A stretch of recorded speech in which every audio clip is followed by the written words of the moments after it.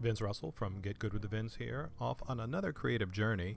Today we're going to be making this cool looking cartoon van. Now the original artwork pictured there in the top right corner is absolutely fantastic. I cannot remember the name of the artist. I know I found it on Instagram, but if anybody knows who drew this, please let me know so I can put it in the description and give them the credit they deserve. Alright, so let's get to it. So start out in F-Spy just to get the perspective, the basic perspective down. It's not really necessary for something relatively simple, especially a cartoony hand-drawn item, but I wanted to get close. As usual, I'm not looking to create something that's exactly like the original. I'm not working in a production environment. I don't have a supervisor or an animation supervisor or anybody checking my work afterward. This is just my own personal gratification and hopefully for you guys to watch if you enjoy it. But I started out just creating the basic shape here and trying to match it as closely as I could possibly do with the image. And then just, with a small amount of geometry, started cutting out basic shapes such as the doors and the windows. That's basic modeling techniques. I started out using sub-Ds. I've been doing a lot of I don't know what you'd call it, box modeling without sub-Ds. I found out later on that modeling this using sub-Ds was a bit problematic, and I could do it without it. So I go for a little while here with the sub-Ds, but I change it afterwards.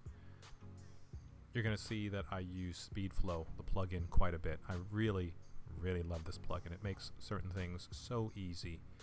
You can set bevels, adjust them. You can mirror objects. You can create wires, super easy.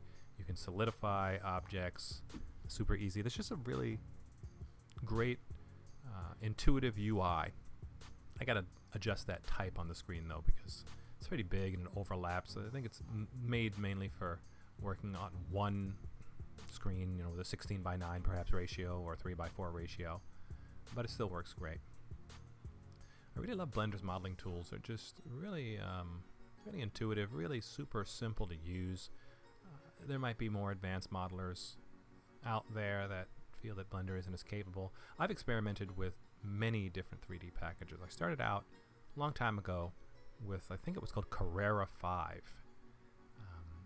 I think it might have cost me $50 or something, really cheap, but it worked very well, made some beautiful renders, but the paradigm, how it worked, was a lot different. Kind of like some people feel Blender used to be. Worked a lot different than other traditional 3D modeling apps, but since it was my first one, I didn't even realize it. And I went from there on to, I believe Maya was next. I spent about 5 minutes in 3D Studio Max, maybe 5 more minutes in Softimage. Didn't really like the way they worked. Worked with Maya for quite a while, just experimenting really. And then Cinema 4D. That was probably one that I spent a lot of time in. A company I worked for, we had two companies I worked for, we had licenses. So I was able to use Cinema 4D quite a bit. I really like Cinema 4D, but it's, I don't have a license for it right now, unfortunately. But also Blender, not just the fact that it's open source and free of charge, by the way, support them if you can. Being a member of the Blender Cloud, I am. It's somewhere between $10 and $12 US a month. If you can afford it, give something back. It's great. You get a lot of great resources, a lot of great lessons, a lot of great videos on there. So back to the point. It's free, but it's for my use, it's extraordinarily powerful. It does more than I need it to do. I haven't even experimented with a lot of the particle effects, the simulations, the compositor. Learned a little bit about them, but haven't learned much. Really would like to get into learning more about those, hopefully in the near future. Maybe make some videos about them. But back to the modeling tools. I try to make use of modifiers as often as possible.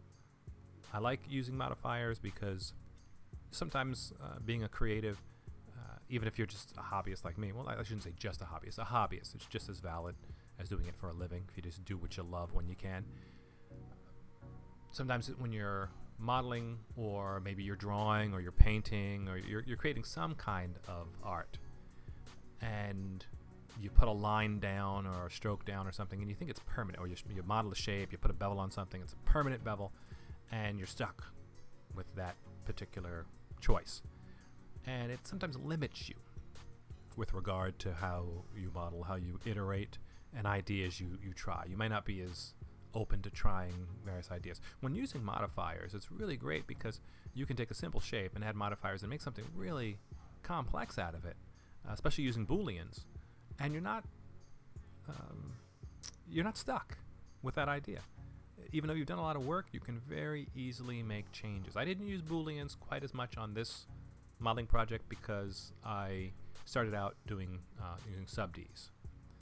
And I found it later on to be easier to not use sub-Ds. So you'll see the topology here in some areas is really not very pretty. I had to adjust it several times as I went to avoid artifacts, and there's still a few in there. But it came out pretty nice, pretty decently. This section right here, this tube I'm placing all around the molding, that was made using Tubify.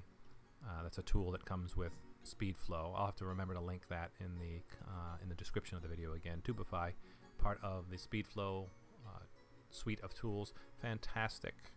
I'm not endorsing this guy because I'm getting paid. I paid for the add-on like everybody else, but it's just such a great add-on. I really think everybody should use it. So I started modeling everything all together with this particular model. I was going to put it all in one mesh, or different mesh pieces all in one object, but I decided to break it into pieces. It's a lot easier to work with. Now I'm going into shading. Had a lot of trouble creating this glass. I always do. Every time I go to create glass, I forgot how I did it last time. So it comes out differently, I think, every time. But got to a point where I was somewhat happy with it. So yeah, just putting some basic materials, some metal materials, some kind of car paint materials on there. Trying to put some grunge on there.